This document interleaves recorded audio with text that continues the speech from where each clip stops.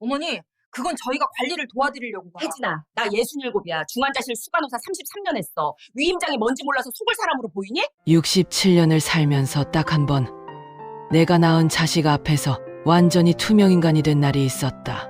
바로 내 생일날이었다. 그날 나는 혼자 미역국을 끓였다. 아무도 시키지 않았는데, 아무도 몰랐는데, 아마도 그게 습관이란 게 얼마나 무서운 건지를 보여주는 장면이었을 거다. 병원 복도는 언제나 소독약 냄새가 났다. 그 냄새를 맡으면 아직도 몸이 먼저 반응한다. 등이 곧게 펴지고 걸음이 빨라지고 눈이 또렷해진다. 33년이 몸에 새긴 기억이다. 나는 박명숙. 올해 67살이다. 22살의 흰 가운을 처음 입은 날부터 정년을 맞던 날까지 꼬박 33년을 같은 병원에서 일했다. 내과 병동에서 시작해 중환자실 수간호사로 마무리했다. 젊은 간호사들이 나를 선생님이라 불렀고 의사 선생님들도 복잡한 케이스는 나한테 먼저 의견을 물었다. 그게 내 삶이었고 내 자존심이었다. 지금 나는 인천 연수구 28평 아파트에서 아들, 가족 눈치를 보며 살고 있다. 남편 기준 씨는 우리 아들 재호가 중학교 2학년 때 세상을 떠났다. 빙판길 교통사고였다. 사고 소식을 들은 그날도 나는 야간 근무를 마치고 나서야 병원으로 달려갔다. 이미 늦어 있었다. 울 시간이 없었다. 재호를 먹여 살려야 했으니까. 그 뒤로 15년을 혼자 달렸다. 낮 근무, 야간 근무 가리지 않았다. 명절에도 자진해서 당직을 섰다. 수당이 더 나왔으니까. 재호 고등학교 때는 고시원 같은 방 하나에 둘이서 살았다. 밥은 항상 내가 했다. 새벽 6시에 일어나 재호 도시락을 싸고 12시간 근무 마치고 돌아와 저녁을 차렸다. 재호가 수능을 보던 날 나는 병원에 있었다. 시험이 끝날 시간에 맞춰 화장실에서 몰래 기도를 드렸다. 그게 내가 해줄 수 있는 전부였다. 재호가 결혼할 나이가 됐을 때쯤 나는 드디어 이 아파트를 샀다. 33년 월급을 쪼개 넣은 적금이 마침내 모였다. 등기부등본에 내 이름 박명숙 석차가 찍혔다. 그날 나는 빈집 한가운데 서서 소리 없이 울었다. 먼저 간 남편 기준 씨가 생각이 났다. 여보, 우리 집 생겼어요. 재호가 혜진이를 데려왔을 때 나는 진심으로 기뻤다. 분양대 행사에 다니는 야무진 사람이었다. 말도 잘하고 정리도 잘하고 나는 함께 살자고 먼저 제안했다. 맞벌이 하는 젊은 부부한테 내가 육아를 도와주면 서로 좋은 거 아니냐고. 재호가 눈물을 글썽이며 고마워했다. 그게 시작이었다. 처음 1년은 정말 좋았다. 손자 지호가 태어나던 날 분만실 복도에서 기다리다가 할머니 됐어요 하는 소리를 들었다. 재호가 아기를 안고 나오며 그렇게 불렀다. 평생 간호사로 살면서 수도 없이 신생아를 봐왔지만 그날 그 아이 얼굴은 달랐다. 온 세상이 거기에 있는 것 같았다. 내 하루는 지호를 중심으로 돌아갔다. 새벽 6시에 일어나 아침을 차리고 지호를 어린이집에 데려다주고 장을 봐서 저녁 준비를 하고 오후에 지호를 데려오고 목욕시키고 재우는 것까지. 아들 내외는 밤 9시가 넘어서야 들어오는 날이 많았다. 나는 괜찮다고 생각했다. 이 아이가 자라는 걸 곁에서 보는 것만으로도 충분하다고. 33년 동안 남의 환자만 돌봤는데 이제는 내 손자를 돌보는 거라고. 그게 나의 두 번째 실수였다. 충분하다는 말이 아무것도 바라지 않겠다는 말과 같아지는 순간이 온다. 균열은 언제나 아주 작은 데서 시작된다. 내 경우엔 찌개간이었다. 찌개간이라는 게 우습게 들리겠지만 그게 진짜였다. 내가 된장찌개를 끓이면 혜진이가 꼭 한마디를 보탰다. 어머니, 저희는 좀 싱겁게 먹어요. 다음에 싱겁게 끓이면 재호가 엄마 찌개가 좀 이상한데요 했다. 기준이 없었다. 아무리 맞춰도 맞지 않았다. 33년 동안 중환자실에서 정밀하게 판단해온 사람이 이 집 찌개 간 하나를 맞추지 못했다. 그것보다 더 마음에 걸렸던 건 지호가 아플 때였다. 지호가 열이 나던 날 나는 아이의 이마를 짚어보고 37.8도 정도라고 짐작했다. 30년 넘게 채운 게 없이도 가늠하던 손이었다. 수분을 충분히 먹이고 미지근한 물로 몸을 닦이면 된다고 했다. 경험에서 나온 판단이었다. 그런데 혜진이가 퇴근하고 들어오자마자 내 손을 거칠게 밀쳐냈다. 어머니, 요즘 육아 상식은 많이 바뀌었어요. 인터넷에 찾아봤더니 38도 이상이면 바로 소아과 가야 한대요. 조용히 말했지만 뜻은 분명했다. 당신 방식은 구식이라는 것. 나는 아무 말 하지 않았다. 33년 경력이 스마트폰 검색 앞에서 물러났다. 서운함이 아니었다. 낯선 감각이었다. 내가 여기서 아무것도 아닌 사람이 되고 있다는 느낌. 그 뒤로 비슷한 일들이 조금씩 그러나 꾸준히 쌓였다. 재호 친구들이 집에 오는 날이면 혜진이가 슬쩍 내 눈치를 봤다. 어머니, 오늘 경로당이나 복지관 프로그램 있지 않으세요? 없다고 하면 어색한 침묵이 흘렀다. 나는 눈치껏 방으로 들어갔다. 내 집인데 내 방으로 스스로 숨었다. 가족 단체 사진을 찍으러 스튜디오에 가던 날은 더했다. 재호 혜진이 결혼 5주년이라며 가족 사진을 찍는다고 했다. 나는 당연히 함께 가는 줄 알았다. 외출 준비를 하고 현관에서 기다렸는데 혜진이가 신발을 신으면서 아무렇지 않게 말했다. 어머니, 저희 새 가족 사진이에요. 핵가족 콘셉트라서요. 핵가족. 그 말이 발등에 떨어진 돌처럼 묵직했다. 나는 준비한 외출복 차림으로 현관에 서서 닫히는 엘리베이터 문을 바라봤다. 그래도 나는 생각했다. 이런 것들은 참을 수 있다. 세대 차이라는 게 있으니까. 며느리와 시어머니가 완벽하게 맞을 수는 없으니까. 그런데 생일이 지나고 나서는 달랐다. 내 66번째 생일이었다. 아침에 재호가 출근하며 지나가듯 말했다. 엄마, 오늘 저녁에 팀 회식이 있어. 생일은 이번 주 안에 꼭 챙길게요. 혜진이는 지호를 어린이집에 데려다 주러 나가면서 어머니, 냉장고에 반찬 있으니까 알아서 드세요라고 했다. 그게 전부였다. 나는 부엌에 혼자 서서 미역국을 끓였다. 아무도 시키지 않았는데, 아무도 부탁하지 않았는데 그냥 손이 먼저 움직였다. 미역을 불리고 참기름에 볶고 물을 붓는 동안 창밖을 봤다. 가을 하늘이 높고 맑았다. 이번 주 안에 챙긴다던 생일은 그냥 지나갔다. 재호도 혜진이도 아무도 다시 꺼내지 않았다. 한 주가 가고 두 주가 갔다. 그러던 어느 날 저녁 재호 재킷을 세탁하려고 주머니를 확인하다가 작은 메모지 하나가 나왔다. 내 통장 번호, 그 옆에 빨간 글씨로 적힌 두 단어. 위임장, 금융대리. 그날 밤 나는 그 메모지를 원래 자리에 다시 넣어놨다. 그리고 사흘을 기다렸다. 혹시 내가 잘못 본 것이길 바라면서. 사흘 동안 아무 일도 없었다. 재호는 평소처럼 출근했고 혜진이는 평소처럼 바빴고 지호는 평소처럼 해맑았다. 아무도 위임장 얘기를 꺼내지 않았다. 어쩌면 정말 아무것도 아닌 메모일 수도 있었다. 일 관련 서류를 적어놓은 것일 수도 있었다. 그런데 나흘째 저녁 안방에서 소리가 났다. 나는 지호를 재우고 부엌에서 다음날 반찬을 준비하고 있었다. 안방 문이 완전히 닫혀있지 않았다. 혜진이 목소리가 낮게 흘러나왔다.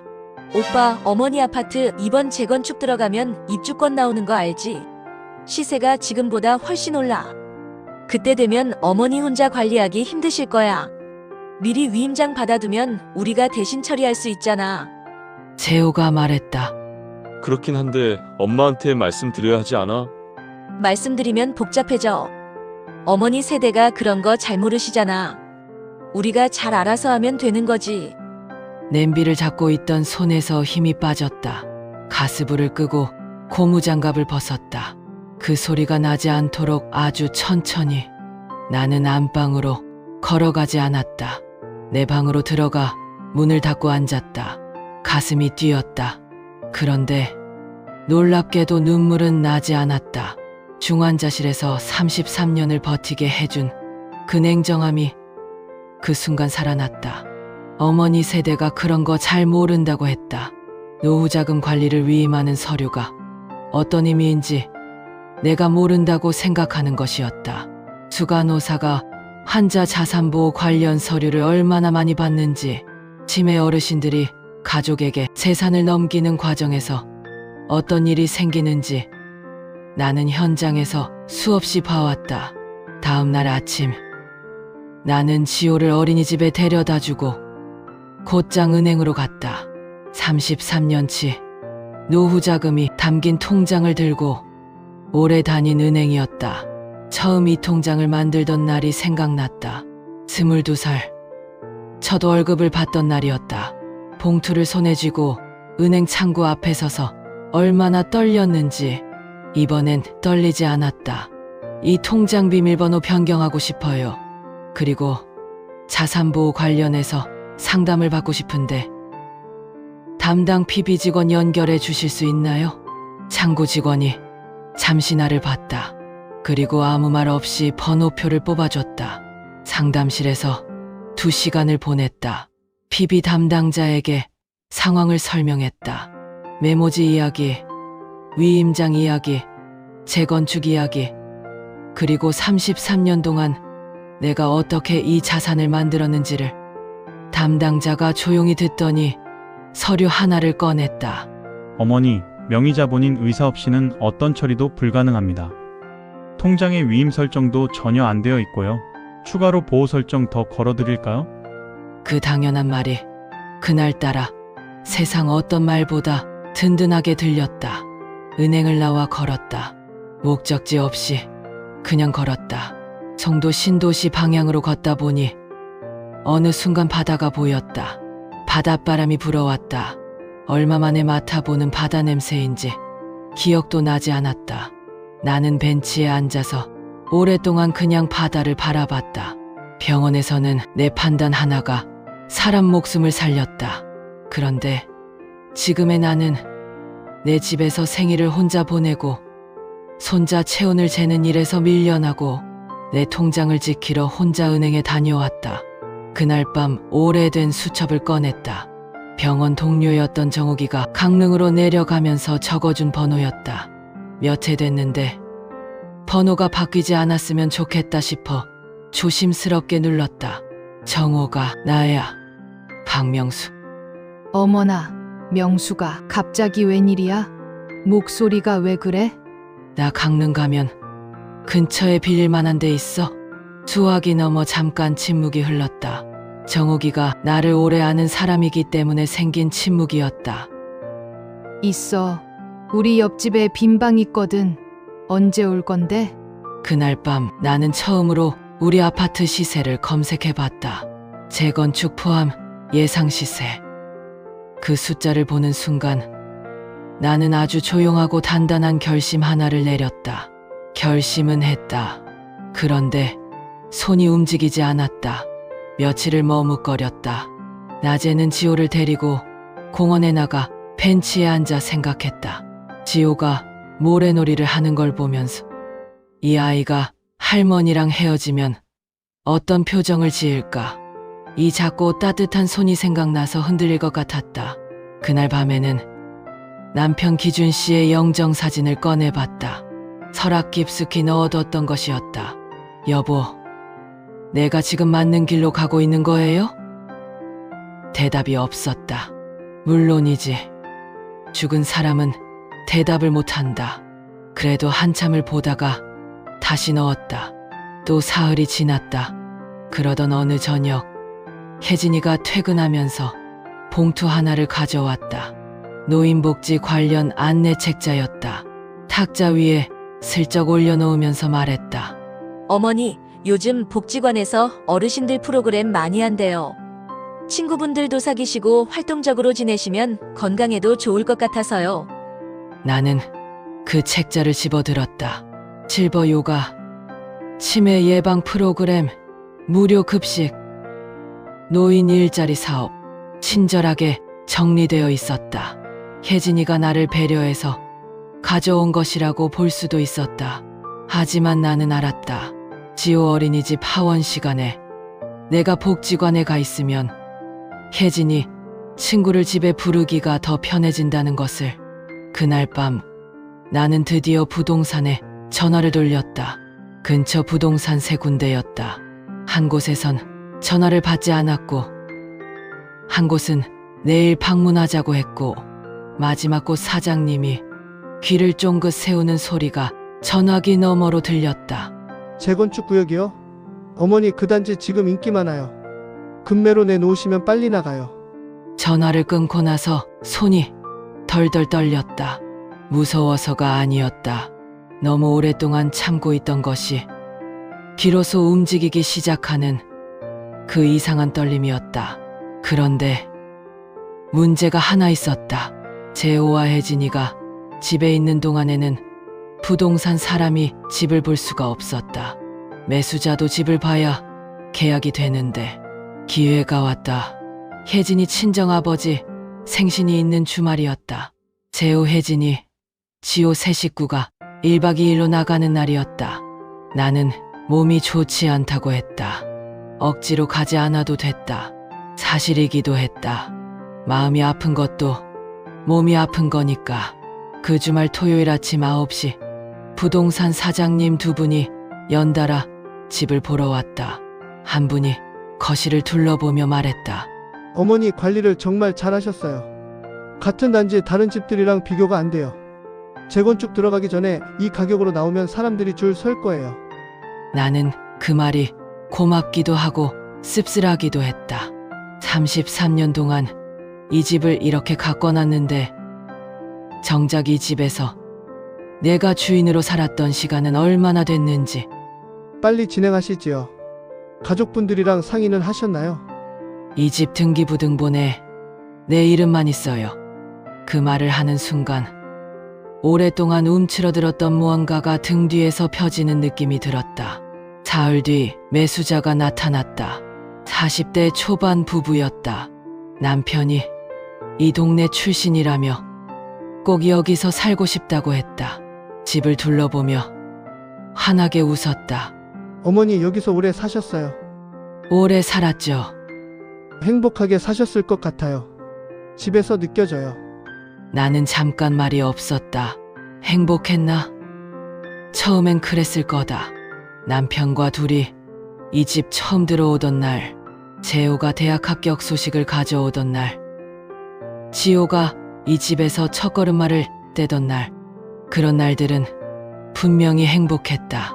하지만 어느 순간부터 나는 이 집에서 서서히 사라지고 있었다. 그래요. 행복하게 사세요. 계약서에 도장을 찍었다. 잔금 날짜는 재호, 혜진이가 돌아오는 월요일 이후로 잡았다. 이미 마음은 정해졌으니 그 전에 내가 먼저 말해야 했다. 잔금을 받던 날 은행에서 나오면서 하늘을 올려다봤다. 맑았다. 33년 만에 아무 계획 없이 하늘을 올려다봤다. 재호 가족이 돌아온 그날 저녁 나는 거실에서 기다렸다. 평소와 다른 점이 있다면 앉은 자리가 달랐다. 늘 구석자리에 앉던 내가 오늘은 소파 한가운데 앉아 있었다. 현관문이 열렸다. 지호가 먼저 뛰어들어왔다. 할머니! 안아주었다. 이 아이한테는 정말 미안했다. 그러나 그게 이유가 되어서는 안 됐다. 혜진이가 들어오다가 멈췄다. 벽에 걸려있던 작은 그림이 없었다. 선반이 화분이 없었다. 구석에 놓였던 내 책상이 없었다. 어머니, 이게 다 뭐예요? 재호도 그제야 집안을 둘러봤다. 엄마, 무슨 일이에요? 나는 말했다. 앉아. 할 말 있다. 셋이 마주 보며 앉았다. 지호는 자기 방으로 들어갔다. 나는 천천히 말을 꺼냈다. 이 집 팔았어. 잔금은 이미 받았고 다음 달 초에 새 주인이 들어와. 그 전에 짐을 빼야 해. 재호 얼굴이 굳었다. 엄마, 그게 무슨... 재호 재킷 주머니에서 메모지 봤어. 위임장, 금융대리인, 그리고 그날 밤 너희들이 하는 대화 들었어. 재건축 입주권 얘기. 침묵이 흘렀다. 오래된 벽시계 소리가 크게 들렸다. 혜진이가 입을 열었다. 어머니, 그건 저희가 관리를 도와드리려고. 혜진아, 나 67이야. 중환자실 수간호사 33년 했어. 위임장이 뭔지 몰라서 속을 사람으로 보이니? 혜진이가 입을 다물었다. 나는 계속 말했다. 차분하게. 그러나 하나도 빠짐없이. 생일을 혼자 보낸 것, 가족 사진에서 빠진 것, 핵가족이라는 단어, 복지관 책자, 그리고 지호가 아플 때마다 내 경험이 인터넷 검색에 밀려난 것들을 한꺼번에 쏟아낸 게 아니었다. 하나씩, 천천히. 그게 오히려 더 무거웠을 것이다. 재호가 고개를 숙였다. 엄마, 죄송해요. 그런데 집까지 파셔야 했어요? 재호야, 이 집은 아빠 없이 내가 혼자 너 키우면서 번 돈으로 산 거야. 33년 월급에서 한 번도 빠짐없이 넣은 적금이야. 내가 고시원 같은 방에서 나랑 살 때도 나는 이 집 사려고 아꼈어. 외식도 안 하고 옷도 안 사 입고. 재호가 눈을 감았다. 근데 혜진이 들어오고 나서 내가 이 집에서 주인이었던 적이 있었나 싶더라. 혜진이가 마지막으로 말했다. 어머니, 그래도 이건 너무 갑작스럽지 않으세요? 저희는 어떻게 해요? 나는 그 말을 듣고 혜진이를 오래 바라봤다. 혜진아, 내가 허리가 아파서 누워있어도 지호 간식을 챙겼어. 내가 몸살 기운이 있어도 아침 6시에 일어났어. 나한테 갑작스럽다고 느껴본 적 있어? 더 이상 아무 말이 없었다. 그날 밤 정리된 내 방에 혼자 누웠다. 천장을 바라봤다. 기준 씨가 떠난 뒤 재호를 혼자 키우면서도 이렇게 텅 빈 느낌은 없었다. 그땐 당장 내일을 살아내야 했으니까. 그런데 지금은 내일이 비어 있었다. 아무도 챙겨줄 필요가 없는 내일이. 그게 해방인지 상실인지 그 경계를 알 수가 없었다. 눈물이 났다. 소리 없이 흘렀다. 재호가 미워서가 아니었다. 그냥 내가 낳아서 키운 아이가 나를 이렇게까지 모르고 살았다는 것이 슬펐다. 야간 근무 마치고 새벽에 들어와서도 그놈 도시락은 꼭 쌌는데, 수능 보는 날 화장실에서 손 모아 기도했는데 그 오랜 시간이 결국 집안일은 어머니가 라는 말 한마디로 정리되는 것 같아서 이삿날 아침 일찍 눈이 떠졌다. 포장이 사업체 기사 아저씨들이 도착했다. 생각보다 빨리 끝났다. 짐이 그리 많지 않았다. 기사 아저씨가 짐칸을 닫으면서 고개를 갸우뚱했다. 어머니 30년 넘게 사셨다고 하셨는데 짐이 이게 전부예요? 보통 2평수면 트럭 2대도 부족한데. 그 말이 예상치 못하게 깊이 박혔다. 30년 동안 살면서 내 것을 그렇게 사지 않고 살았구나. 늘 식구들이 필요한 것, 식구들이 먹을 것, 식구들이 쓸 것만 샀구나. 재호가 현관 앞에 서 있었다. 지호가 내 다리를 붙잡고 울었다. 할머니, 가지 마요. 그 손을 떼어내는 게 가장 힘들었다. 지호 머리를 쓰다듬어줬다. 이 아이는 잘못이 없으니까. 이 아이는 그냥 할머니가 해주는 것들을 받으며 자란 것뿐이니까. 지호야, 할머니가 강릉에 가고 보고 싶으면 아빠한테 데려다 달라고 해. 바다도 있고 좋아. 지호가 훌쩍이며 고개를 끄덕였다. 재호가 뭔가 말하려다 멈췄다. 눈이 빨개졌다. 결국 이렇게만 말했다. 엄마 연락할게요. 그래. 차가 출발했다. 창밖으로 아파트가 멀어졌다. 33년 전에는 이 집을 향해 달려왔는데 이제는 멀어지고 있었다. 가슴 한편이 아팠다. 물론이다. 그런데 묘하게도 발이 흔들리지 않았다. 고속도로에 올라서자 창밖 풍경이 바뀌었다. 아파트 숲이 사라지고 산이 나타났다. 녹색이 펼쳐졌다. 나는 그 풍경을 오래 바라봤다. 얼마 만에 보는 자연인지. 인천에서 강릉까지 3시간. 그 시간 동안 나는 아무 생각도 하지 않았다. 아무것도. 그냥 창밖을 봤다. 그것만으로도 좋았다. 터널을 지나자 갑자기 바다가 나왔다. 나는 그 순간 이상하게 남편 기준 씨가 떠올랐다. 여보, 우리 드디어 바다에 왔어요. 강릉에 도착하자마자 짠 냄새가 코끝을 쳤다. 정욱이가 마당에서 기다리고 있었다. 나를 보자마자 달려와 두 손을 잡았다. 아무 말 없이 그냥 잡고 있었다. 그러자 눈물이 나왔다. 출발할 때도 차 안에서도 나지 않던 눈물이 이 친구 손을 잡으니까 그제야 났다. 잘 왔어. 명수가. 그 말 한마디가 그렇게 따뜻할 수가 없었다. 새 집은 정옥이 집 바로 옆이었다. 작은 빌라 1층, 방 2개, 조그만 마당이 있었다. 창문을 여니 바람이 들어왔다. 짠 냄새와 풀 냄새가 섞여 있었다. 나는 그 자리에 한참 서 있었다. 이 집이 내 집이다. 아무도 내보내지 않는 내가 주인인 집. 전날 밤 정욱이가 미역국을 끓여왔다.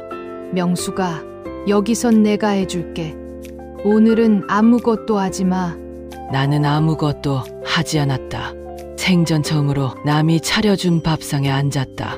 숟가락을 들었다가 잠깐 멈췄다. 코가 시큰했다.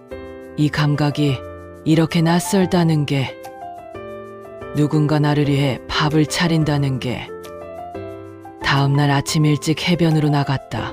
혼자서, 아무도 기다리는 사람 없이. 파도가 밀려왔다가 빠져나갔다. 반복되는 그 소리를 들으며 나는 모래 위에 섰다.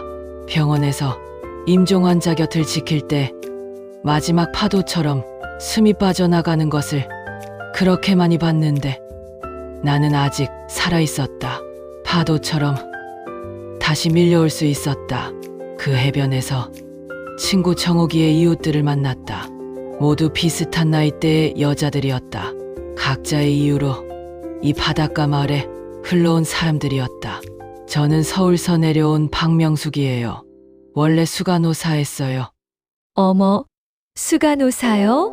무서운 분이셨겠네요. 웃음이 나왔다. 무섭다는 소리를 들었는데 왜 이렇게 기분이 좋을까? 지난 2년 동안 내가 수간호사였다는 걸 이 집에서는 아무도 몰랐다. 아니, 알 기회를 주지 않았다. 재호는 내가 직업이 있었던 사람이라는 것보다 지금 집에 있는 엄마라는 것만 봤으니까 오후에 시장을 혼자 걸었다. 생선가게, 건어물가게, 국밥집, 주인 아주머니들이 눈이 마주치면 웃었다. 나는 여기 강릉에서 아무것도 아니었다. 누구의 시어머니도 아니고 누구의 엄마도 아니고 지호 할머니도 아니었다. 그냥 박명숙이었다.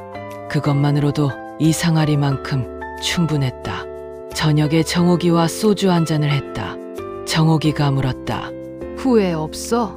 나는 바다 쪽을 보며 잠깐 생각했다. 재호가 보고 싶어. 지호도 보고 싶어. 근데 그게 후회는 아니야. 후회는 그 집에 계속 있었으면 할 것 같아. 정옥이가 잔을 들었다. 그렇지. 우리 명숙이 앞으로 잘 살자. 잔을 부딪혔다. 유리가 맑게 울렸다. 그날 밤은 파도 소리를 들으며 깊게 잠들었다. 33년 동안 병원 당직실에서도 인천 아파트에서도 이렇게 깊이 잠든 적이 없었다. 몸이 가라앉는 느낌이었다. 좋은 의미로 말이다. 더 이상 내일 새벽에 누군가를 위해 일어나야 한다는 긴장감이 없었다. 강릉에 온 지 2달째 되던 어느 오후 마당에서 텃밭을 손보고 있는데 마당 문이 열렸다. 고개를 드니 재호가 서 있었다. 예고도 없이 왔다. 손에 뭔가를 들고 있었다. 가까이 오니까 보였다. 내가 젊을 때 즐겨 마시던 유자차였다. 어떻게 기억했는지. 엄마, 저예요. 나는 말없이 들어오라고 했다. 마당 평상에 나란히 앉았다. 유자차를 내왔다. 재호가 한동안 바다 쪽을 보다가 말했다. 엄마, 여기 좋다. 그래. 엄마 얼굴이 달라졌어요. 좋아 보여요. 나는 아무 말도 하지 않았다. 재호가 천천히 말을 꺼냈다. 저 많이 잘못했어요. 엄마한테. 위임장 얘기는 혜진이가 먼저 꺼낸 건데 그게 이상하다는 생각은 들었거든요. 근데 그냥 넘어갔어요. 아내한테도 비겁했고 엄마한테는 더 비겁했어요. 알아. 엄마 생일도 그렇고 나중에 생각해보니까 그날째가 어떻게 그럴 수 있었는지 모르겠어요. 회식이 있었던 건 맞는데 뭔가 꼭 그날이어야 했던 건 아니었거든요. 나는 잠자코 들었다. 엄마, 아버지 돌아가시고 나서 엄마가 얼마나 힘드셨을지 그때는 진짜 몰랐어요. 제가 중학생이었으니까. 근데 지금 생각해보면 엄마 혼자 저를 어떻게 키우셨나 싶어요. 그 말에는 대꾸하지 않았다. 대꾸할 말이 없어서가 아니었다. 필요하지 않아서였다. 저녁을 같이 먹었다. 북엇국을 끓였다. 재호가 아플 때마다 끓여주던 것이었다. 재호는 어렸을 때 코감기 걸리면 북엇국을 먹고 싶다고 했었다. 한 그릇을 말끔히 비우더니 멍하니 앉아있다가 말했다. 이게 엄마 손맛이야. 다른 데서는 이 맛이 안 나. 혜진이도 언제 가르쳐줄게. 어렵지 않아. 재호가 작게 웃었다. 오랜만에 보는 표정이었다. 엄마, 다시 올라오실 생각은요? 나는 고개를 저었다. 천천히. 그러나 흔들림 없이. 없어. 재호가 고개를 끄덕이다가 다시 물었다. 그럼 저희가 여기로 이사 올까요? 그 말에는 잠깐 웃음이 났다. 재호야, 엄마가 왜 이 집으로 왔는지 아직도 모르겠어? 나는 이제 나로 살아야 해. 너희 곁에 있으면 나는 또 너희 엄마, 지우 할머니가 되어버려. 그게 잘못은 아니야. 근데 엄마의 남은 시간은 그것만으론 안 돼. 재호가 오랫동안 마당을 봤다. 저는 어떻게 하면 돼요? 엄마. 너희끼리 잘 살아. 혜진이랑 싸우지 말고 지호 잘 키우고 그리고 가끔 이렇게 오면 돼. 밥 한 끼 먹으러. 그게 엄마한테는 효도야. 거창한 거 필요 없어. 재호가 고개를 끄덕였다. 눈이 빨갛게 되어 있었다. 강릉 고속버스 터미널에 재호를 내려주고 돌아오는 길이었다. 창문을 열었다. 봄밤 바다 냄새가 들어왔다. 나는 그 냄새를 깊게 들이마셨다. 그리고 혼자 소리내어 말했다. 박명수, 수고 많았어. 이제 진짜 내 차례야. 67년 만에 처음으로 내 이름이 이렇게 가볍게 느껴졌다. 무게가 없었다. 누군가의 아내도, 누군가의 엄마도, 누군가의 수간호사도 아니었다. 강릉 주문진 바다 옆 작은 마당에서 텃밭을 가꾸는 그냥 박명수. 늦게 피는 꽃이 있다. 봄인 줄 모르고 기다리다가 여름이 되어서야 피는 꽃이. 그게 나였다.